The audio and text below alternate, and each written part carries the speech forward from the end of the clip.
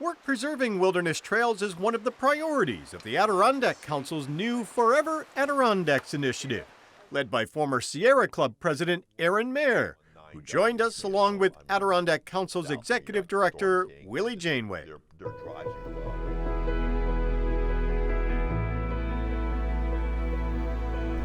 Welcome you gentlemen here. We appreciate you being here. Why don't we begin right there? What is Forever Adirondacks and what will be the goals and focus of this campaign? The Adirondack Council is supporting the Forever Adirondack campaign because the Adirondacks are such a national treasure, such a legacy, and in this 21st century they're threatened in ways we never would have imagined when the park was created more than 100 years ago.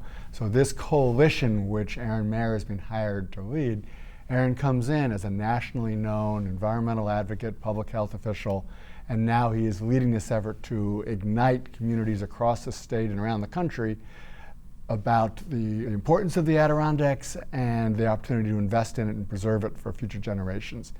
And Aaron, we know this new role. It's really as you take it on. It's a new role professionally because I'm going from, as I say, state government, public health, and public health advocacy and protecting the health and well-being of New Yorkers, to now something near and dear in my heart, protecting my passion and my love, the wilderness, in one of the nation's premier and first constitutionally protected wilderness areas, which is the Adirondacks. So it's really stepping from one love to one's passion.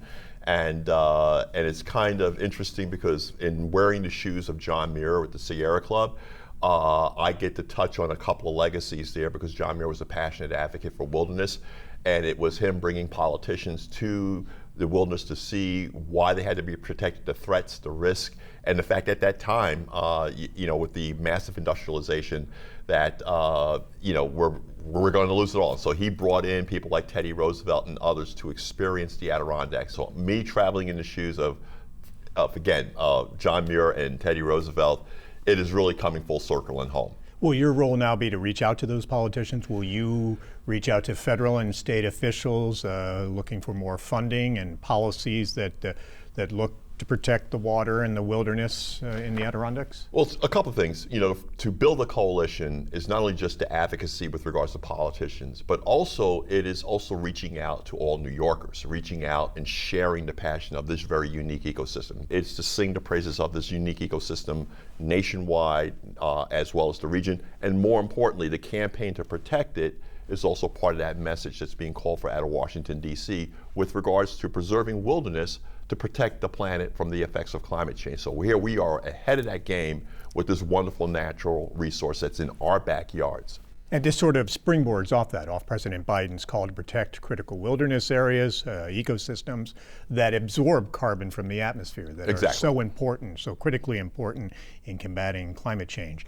You both see real opportunities here for the Adirondacks. Right. In order to protect that wilderness, you have to have the infrastructure. It's not enough to say we're going to set aside another 1 million or 2 million acres, or we're going to, throughout the country, et cetera. You have to scale up the infrastructure and resources to make it a viable platform to do what you're asking it to do. We've had presidents that talked about it, danced about it, but this president has made it a part of his January topics of preserving wilderness. But here's the additional piece. He wants to build it back better. He wants to create the jobs.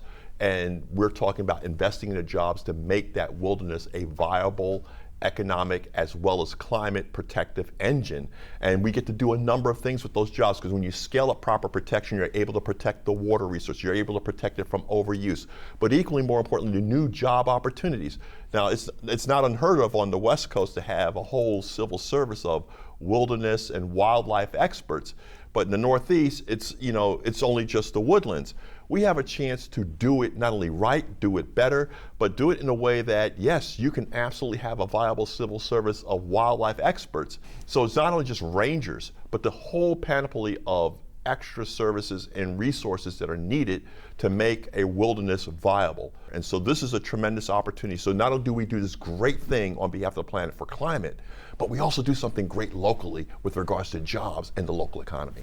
The Adirondacks, their legacy is this huge forest, billions of trees that filter and provide us with clean water and clean air. And with Aaron Mayer's leadership, that value is going to be amplified, so there's more support for investing in it. So we have that clean drinking water the headwaters of the Hudson River, Champlain Basin, other waters protected. At the same time, protecting that water and forest protects the wilderness, the wildlife. This is the largest intact temperate deciduous forest anywhere in the world. This is a global treasure. And by protecting the water and preserving the wilderness, with Aaron Maier's leadership, we're also going to generate jobs, green jobs, good paying jobs, more rangers, environmental infrastructure. So the trilogy of the water and the wilderness and the jobs working off each other will help make sure that future generations are going to have an incredible opportunity to enjoy the Adirondacks. And these are the goals of the president. Is the funding going to be there? What they're doing at the national level right now is defining how much money of the trillions of dollars that they're going to invest in this bold initiative called by the president. We then have to go out and define the jobs, the numbers, the amount of investment that has to, but that has to be done in combination, in sync. And so when we think of an ecology or a system, just our whole campaign, we think clean water, wilderness, and jobs, and they're interconnected.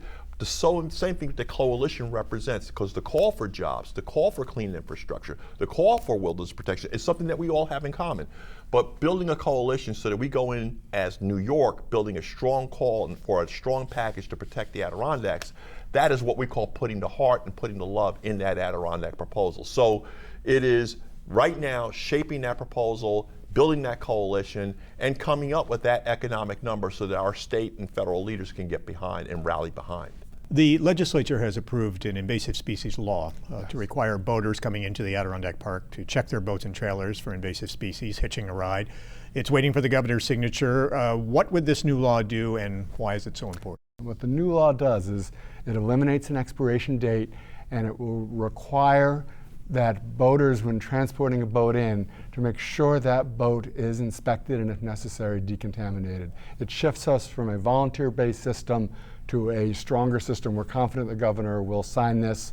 It is not perfect from some who called for a full mandatory, but it creates the system and the education in place to move us from majority of the boats often bypassing inspection stations to within a year we should have the majority of the boats all getting inspected and decontaminated. And that's a real win. We've had 25 lakes get contaminated in the last 5 years since the existing law was in place. With this strengthened law made permanent, we're confident that the governor and the state will be able to better protect the water in the park for environmental and economic reasons. This law is not perfect, but it is the right mix, and moving it to where boats are decontaminated and inspected, it's a huge milestone and a huge step. We got more to do, but this is a huge step. This is a big one. And at the same time, do you call on the DEC to enforce the law better, to do inspections and ticket violators? Once this legislation is signed and made law, the DEC will have an opportunity. The challenge will be they are an incredibly talented team, but they are short-staffed. So you can expect our advocacy with Aaron Maier's leadership on the Forever Adirondacks campaign and the Adirondack Council to be pushing for more resources. We know they want to ensure the clean water is protected. We know the governor and the legislature share that vision. We'll be working to help make sure they have the resources to do it. And we touched on wilderness protection.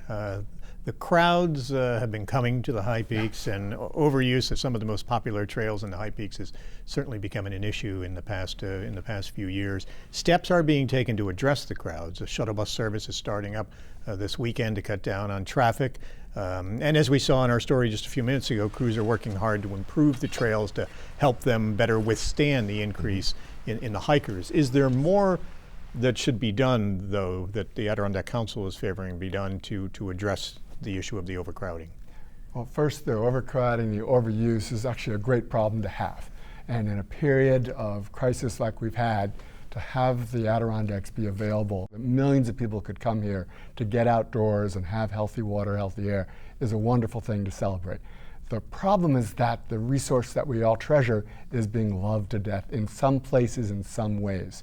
And so thankfully the state has recognized the problem, the governor has recognized it, they appointed a task force at the Adirondack Council, partners like the Adirondack Mountain Club came up with recommendations. And yes, the state is now starting to implement those recommendations. We just gave DEC Commissioner Basil Sagos an award, which we don't do easily, because he is taking, and his team of men and women are taking steps, more trail work, more education, testing a pilot hiker reservation system. We can have 12 million or more people a year be coming to the Adirondacks, but they can't all climb Marcy on the same weekend in August. So we have to have systems, and we're getting some great feedback on how having a test reservation system at some locations right now is actually being really well received because people can plan ahead and know that they're going to have a space. So there's good progress being made, there's lessons being learned, there'll be adjustments, and then the challenge will be to scale it up to ensure that the overused places all around the park are better protected. And our conversation with the Adirondack Council's Willie Janeway and Aaron Mayer continues online, where you'll find our discussion about the Adirondack Park Agency, the APA, turning 50. You'll find it at mountainlake.org.